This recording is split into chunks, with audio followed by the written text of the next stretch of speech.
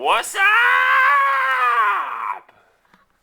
This is Brian. Today we're going to go over alternator fix for a 2001 F150. It's a really common alternator. I think they used them from 99 to 02 on almost all of their motors.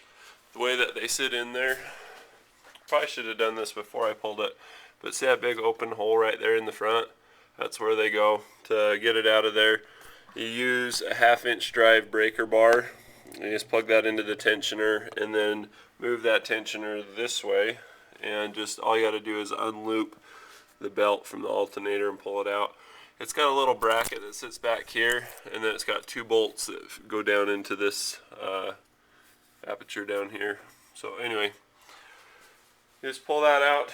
Once you have it out, the most common fail on these, as you turn it around to the back side, is the brushes. The brushes interface with the shaft in the center here. What you do is you pull out the 4 bolts on the voltage regulator. It's a Torx bit, kind of a star shape, and it's size T, so they all start with T, T20. Once you pull that out, you tip it up this way and then just pull it straight out. As you look at this, you can see that the brushes on this are just shot, especially that lower brush. That takes most of the heat. So anyway, once you pull this off, there's a little cap over one of these. You pull them off and just pull out those 2 bolts, and what that does is that is the electrical connection for the brushes, and they come off, and it's just this little thing right here. You can get this whole thing from AutoZone. It's like 90 bucks. Most places you have to order it in, and you can just plug and play that if you like. It's a lot cheaper than their $200 alternator that they'll charge you otherwise.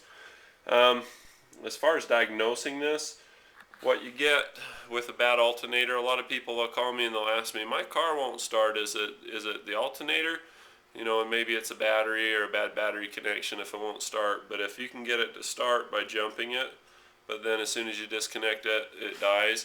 Or, if it'll start up and it'll run, but your battery light comes on and the vehicle stalls, and that's your alternator. The job of the alternator is to replenish the battery.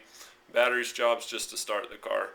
So it's kind of ironic that when your alternator goes bad, your battery light comes on. But most people, I guess, don't know what an alternator would look like to have a light that looks like one.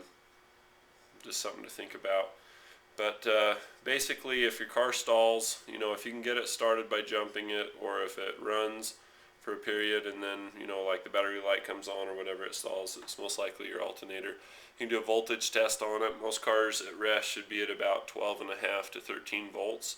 If you start the car up and then it's less than that, then that's typically an alternator. They'll usually run around 10 or 11 volts the way that this one did.